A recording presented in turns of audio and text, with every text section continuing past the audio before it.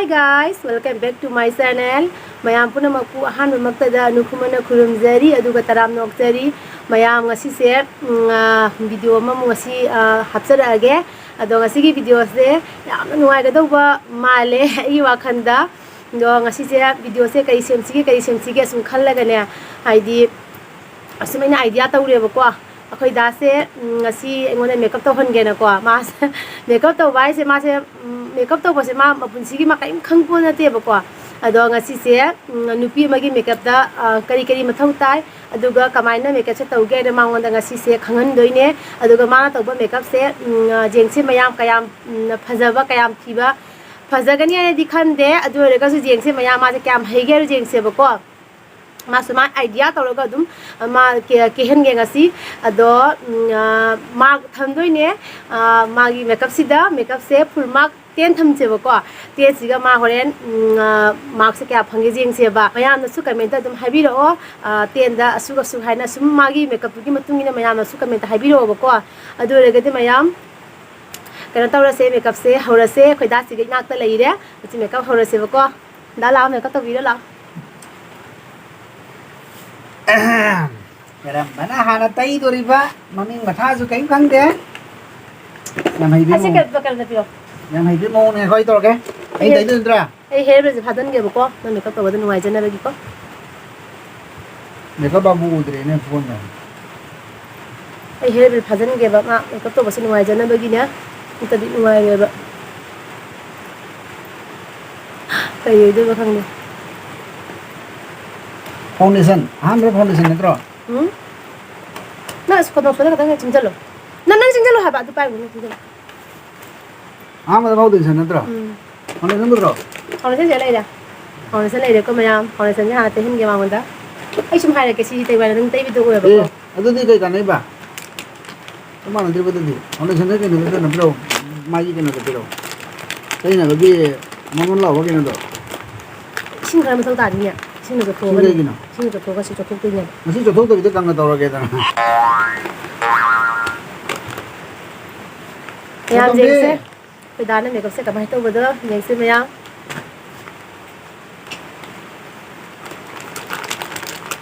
kasi na tek nang sundala nang nasa tu halwa ha ba ai wala ro ha na hon rin man sa ju hon ko mayam chính sẽ lỗi nặng kia gan ma mi si de ke nom to dai ne wa ngang ba ga to nom to dai ne chinan te thok to ra se phải xong rồi sun do ye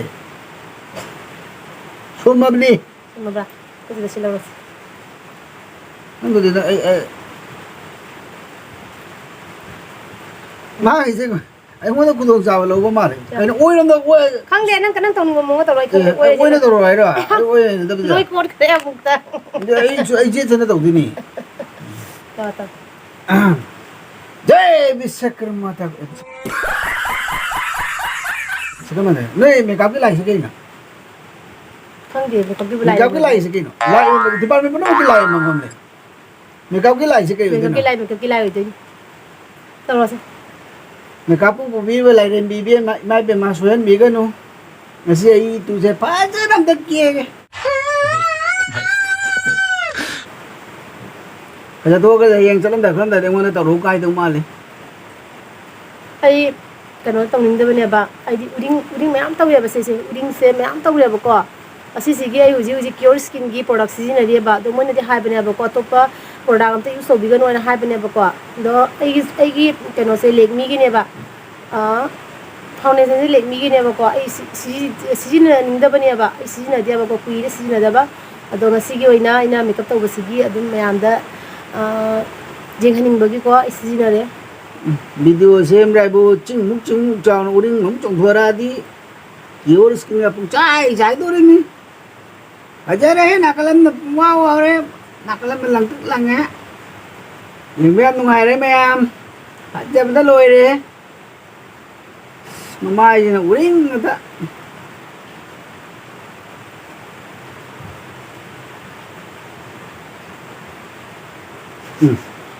Lila sa kena da makeup tu do ngai ento marang ini tuh isi dia oi semak tu ni lang kan no semak tu bi tai ba ta tu nu ni ai apa makeup ke nu ni ne 좀 만명 잘라이면 부지가 하면 능지 또 이제 그게도 명 버리면这是对的了 진짜 cái tay 살리노 인조 나마이 part 없니 나마이가 자고 part 보면 로이 대신 돌이 나마이가 자고 part 보면 로이 대이 돌이 잘하더라 khăng để nâng là khăng nó tay cái xem hai rồi nó chỉ nâng nâng ấy cái máy nó mình cấp tôi cái máy thuộc lấy cái máy mình cấp tôi nâng khăng rồi hàng ai đi khăng bra kari karam pulla kari mà chú ơi đấy nó khăng bra tao đó gì này ở gì cầm tiền rồi chẳng cái compare ấy Ponsi BB cream xe tay cái đập tay rồi cái bọc à hay đi đồ system đi tay rồi cái ngasi mà hay rồi vậy tao đó tay 돌이 cầm cái đồ khăng bra compare 또 가는 에이 compare cái ai cái bọc tôi đó 지가 이 메이크업 cái 포체 자 bọc ai 메이크업 cái poche 지금 봐 디바 아니 hôm nay giảm cái nó compare 또 이거 여러분 giảm nó lâu gì bọc makeup sẽ giảm tam giờ bani na đó 지가 레미기 compare sẽ lấy ra bọc 지금 자 좀으로 chia 대로 너 많이 때문에 너 밥도 자들 chia 대로 야 마야 tao cái 이거 tao cái nó mai pub sẽ cái đó rồi tu cái đó tôi uring ăn thùng mama ít mày cái thằng này tao mới rồi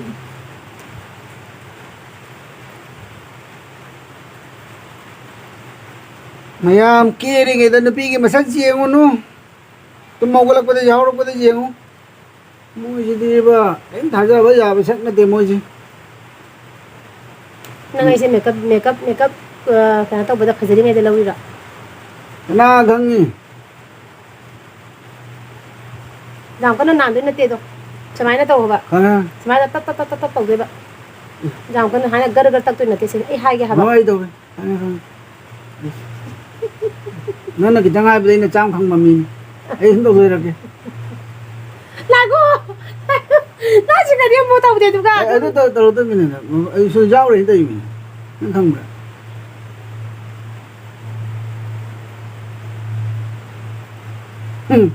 cái bị vai vừa ôi cổ thuộc bên này nè sao là các sao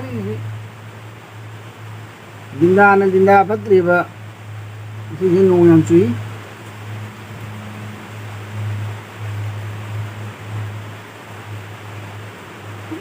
nhưng mà giờ cái đi hay rồi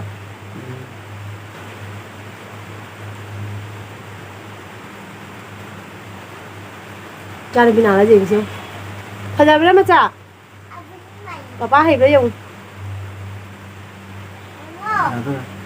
ra đi bỏ mày không gì cái nhiều nhé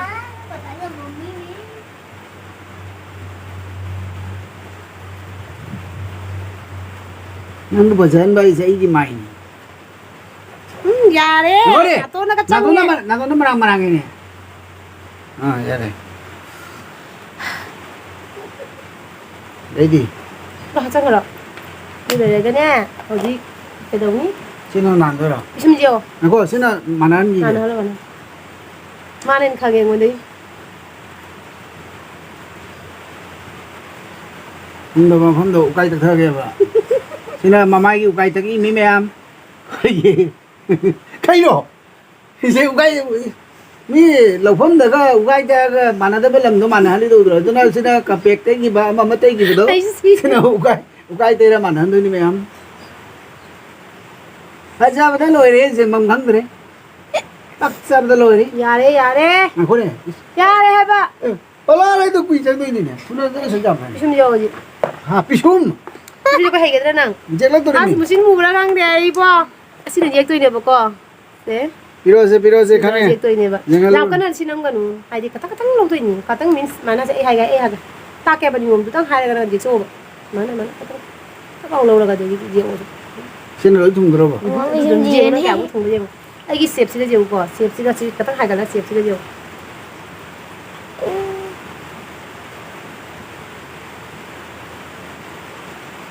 Tôi cái này là lôi à. Thế nó còn là tôi đó, một năm tôi đó. Nang thok kalau thok dia mu nam. Jam han dia.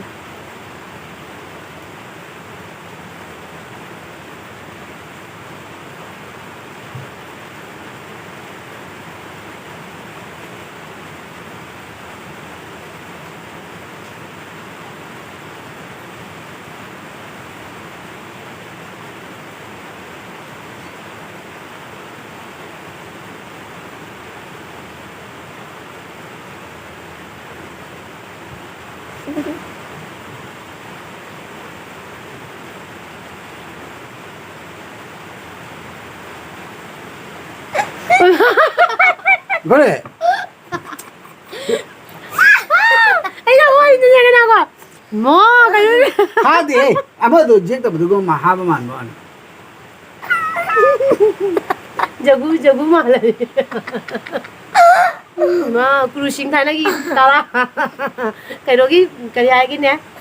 Serial ang tarong ba do? Chandrakanta Chandrakanta na, duga tara na daw pinipito mali. Ba't ito siya?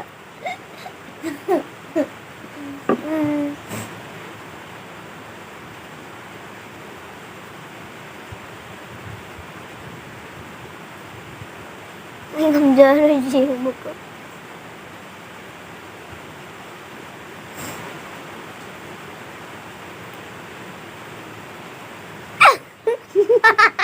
Carino Ino. Carino ne. झालं से या ले कपड़े नाही बसत मी ने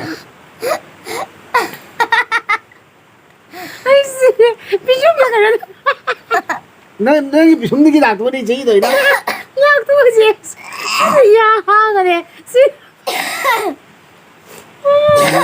Mana jam hala, no ay pazara ro. माना लगे बा Chami mahala niya ba? अदोनी मागन दो चाहिए ना Wala mo dyan mo ba? अरे नहीं समझ के पाउडर में तो रोता तो May amjang mo na pisyo mo na. तो Pisyo mo na siya mo na. बीरनु Shyam से 합성 करो जा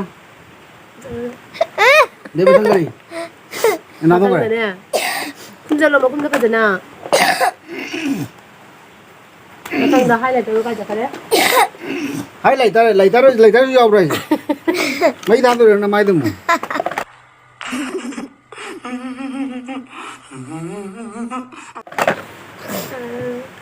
Kano dudi brush to na ne.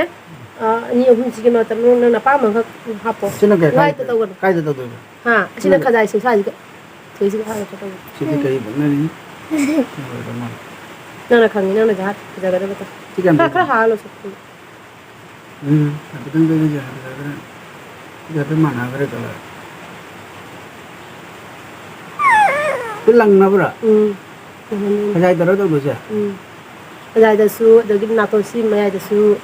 Tang ju tang ju ka tang nan tong na ba ne ba. Kadai da sai ja kan sai to ne.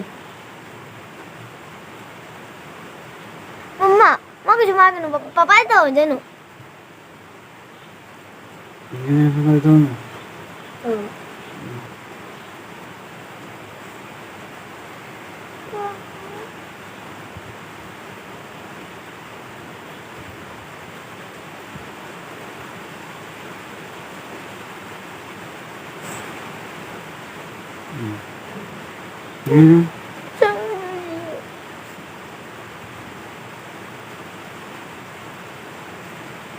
Lung को काटोल दे बहुत अमार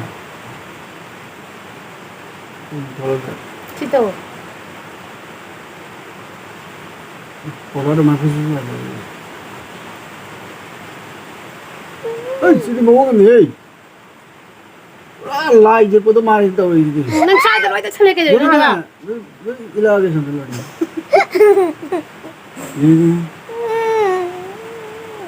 ये तो के दे ना Ke gi da hu ko to ba ja ro che ka ban to ko na. Ke tho di ro na kam pe ka de lo no ka to na ran.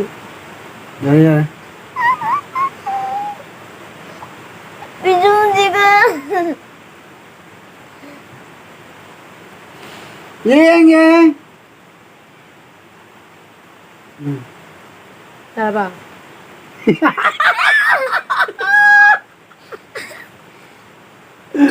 आई दिसी रे बेटा Tara ba ga ba? कैसे तो दे रहा पैसा बदल हो रहा है हमने मैं की गन में जगह थे कोई ना कोई जगह तो गन में आई थी थे करे और क्या दे Ai se do se te do. आई से दो या जानी तो नंग पे दे दो चलन दे दो Kami tani Ai na. se do ko. Mayam. Brush में जाने तो दो Se pa. अदो दिखांगी नहीं ब्रश कोसे मचा नहीं ब्रश में जाने तो 그juk 라이 매암지 삐크가 마마이지가 지진내리고 그juk 라이 매암지 제가 그러면 난 지진내다 칸데 난 가는 건 타. 난 가라 보자가 난 칸. 시제 난 나 자 깨닝 먹는 게 비로 보고 시세. 이게 봐 이게 나나 게 보다 보자라. 이렇게 Tadi kalau no, 네. asa adu alang betul, adu di glitter ni, itu jaru ya ba. Glitter tu di kona mata nam na bani. 제가 Asi 알랑 가야도 자 si glitter ni si dia mata nam na bani ba. Juga nang na pajaga dah ba mukna tahu ba. Adu tahu na. 저 간네 어떻게 놀러 가고 네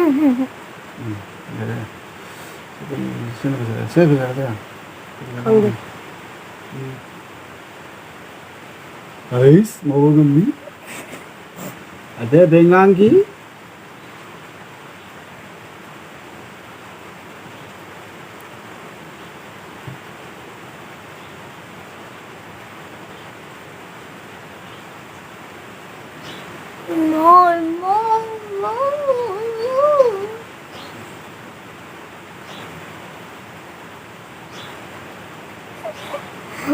Paling bagus paling balik jangan ini. Nami tu paling balik jangan itu ini. Ayo ini dono tumbang ngamaro ya mayam. Itu loh sudah. Karena lah em jadi selalu tu na ina. Kali aku yang mit kasa ni nang di. Nah belum jelas kan? Aku udah juga sana.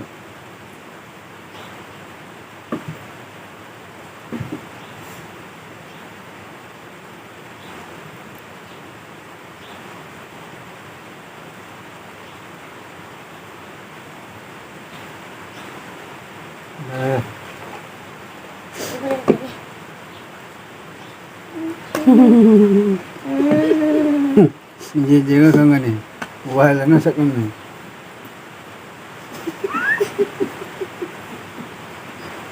Ay pisu jawab. Nang nangnya yang haji. Kena tahu lah, jadi ni mama dah haji habi ke buka, si je tu ni si tu ni habi ke mama dah mak ing kang buka. Aduna mang mana je ko do se. Ai se kena eyeliner. Sini berani he, nami tak nam jalu tu nene, nami tak datang si. Nyakap tahu berapa? Macam mana je? Kaya tu, kaya kaya itu no. Si mana tu je ko do, si kalau hai kalau terus je. Sini makung sih kerja tu mina. Mak ko hui ni kapa tahu je. Iya. Mai tu mui je.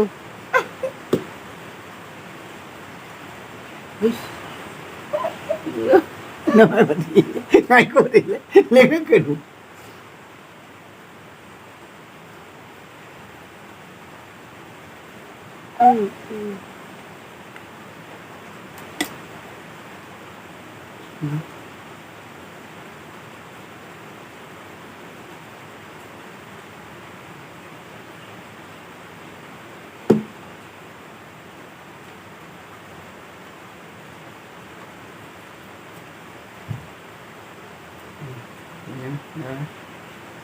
Mày tới giường của mai. Không lúc tôi đi. Làm giường một xếp mai gì xếp.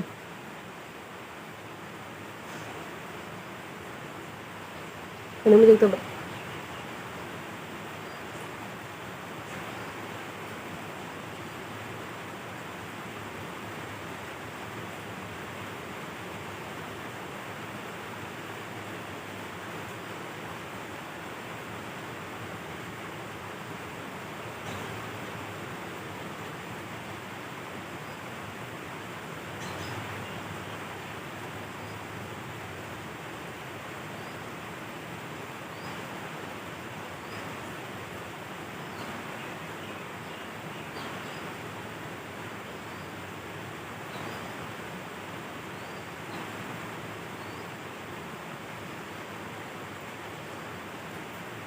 Rồi bà. Kita tunggu. Bes mana bes? Ya, sudah kita tunggu diri.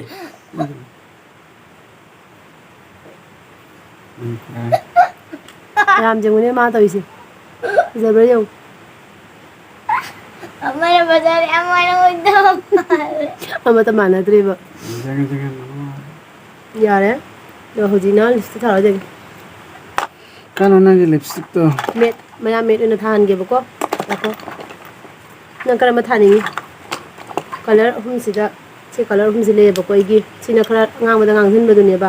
지나 그라 메룬 타입다 도시나 그 무슨 거도. तुझे काय Daman gaya kita tahu. Ini wah dari kemana ini?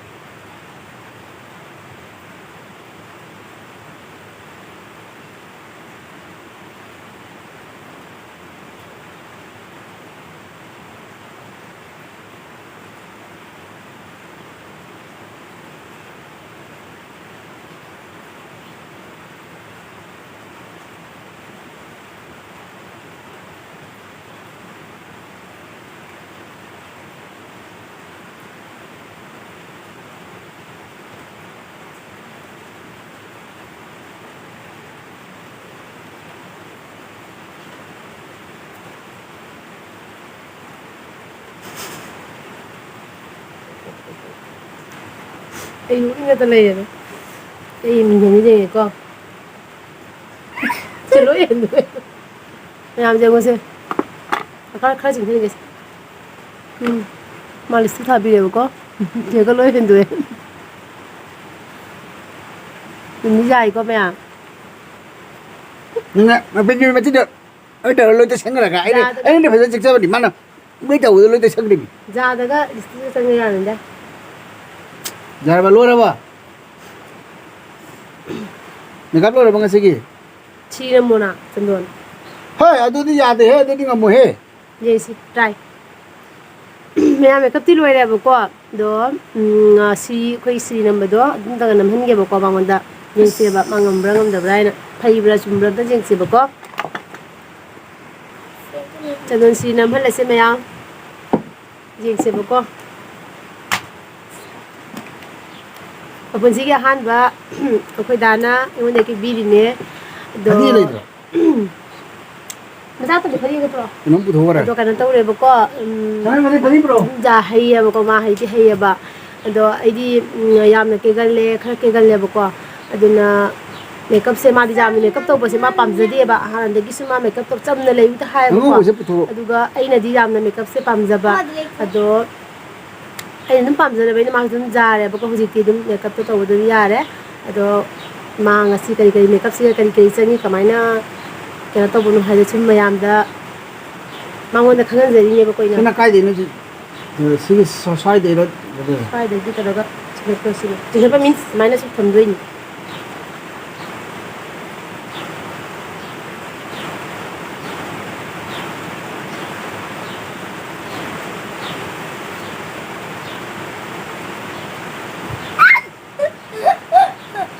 Lau mà nó hơn đôi như cỏ, chúng mình số sai từ mà nó hơn đôi.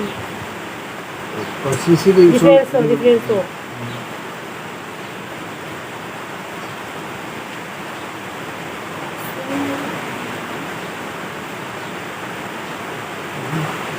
Dạ rồi.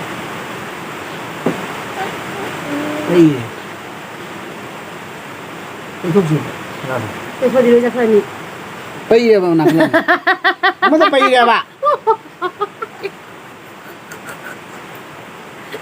Kaya đi xem nè.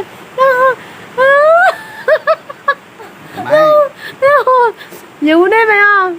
Mà cô lo cái gì cô đi ăn gì cô lo. Chị đi ai cái đi đi cô lo cái gì.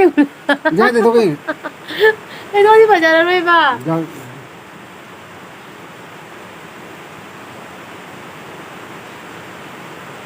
Rất nhiều gì đi. Phải trả lời gì. Anh thì thôi xin là tôi bây giờ rồi chụp được. Tôi bây giờ tôi. Nào con nào.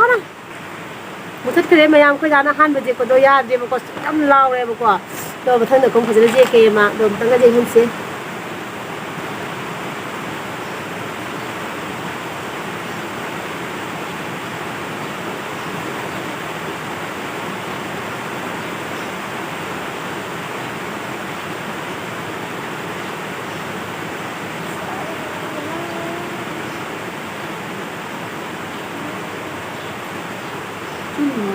Ama chung. Ya, ngamaroy. ꯌꯦꯡꯒꯦꯁꯦ ꯌꯦꯡꯒꯦ Nanti yang kasi. Kuha na to.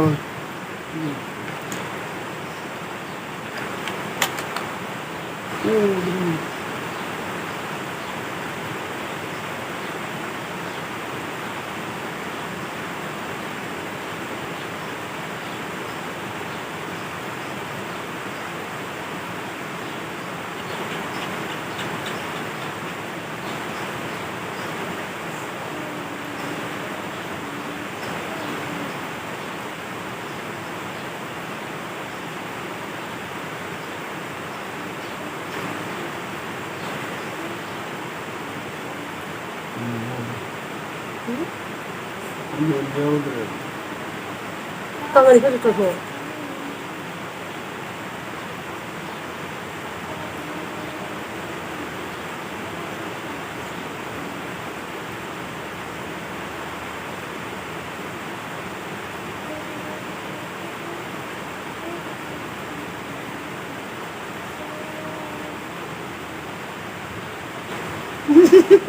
Torino. Nukla kan, jangan nunggu aja banyak nih. Contohnya apa yang suka untuk dia? 그 사람이 병원 몇 시인지 몰라 피해가 오버래 sensu. Konsa kono bi? 스콘 기 말에 거 산돈제 수리 산돈제 스콘 정문 미 말에 봐 이제 말이로 해 파운데이션 때 쓰는 거라 그냥 볼 그런 치마나 시 틀려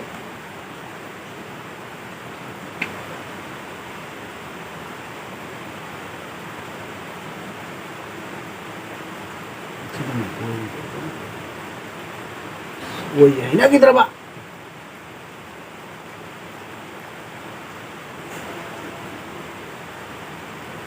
Nandrena sih ya berarti. Oh iya, ada memang. Jadi ada di kada tak, hana. rồi Jadi, thế cái này thế này thế nào itu na, jadi saya ada bindu pat kahap ka boleh. 하부 Sika may ada bindu. ये कैसे ma'am ये कैसे ये look से ये हन के ma'am और ये हिट मकुक मम जे हवा है दुका रे मैम लोई रे होइदाना सीरीज नंबी रे माय सीरीज सी कैसे जाउद्रे बको अदुगा सनोंजिदी फजारे हे अदा मैमना होइदाना के बसे येंगो कमाई तौगे हाइना आइगी माना के वीडियो मतुंगदा फाइनल लुक से स्माइनो इजरे बको अदो मैमना 10 दा कया पीबा याबा होइदागी मार्क से मैमना पीबीरओ अदो मैम वीडियो से नुंगाइबिरगदी ला अनौबा येंगिबा इचिनाउसिंगना लाइक शेयर सब्सक्राइब तौसनबिरमो अदुगा नुसिबा कमेंट सु इबिरओ अदुगा हानादगी एगी चैनल से येंगदुना लापिबा इचिनाउ खुदिंगमक्सु अनुकुमन्ना नंखैलेतना थागचरी अदुगा सपोर्ट तौबिबगिदमक्ता इचिनाउ मयामबुसु अइना हन्ना नुसिबा उचरी अच्छी हाइजरगा मयाम ngasi gi oinadi bye bye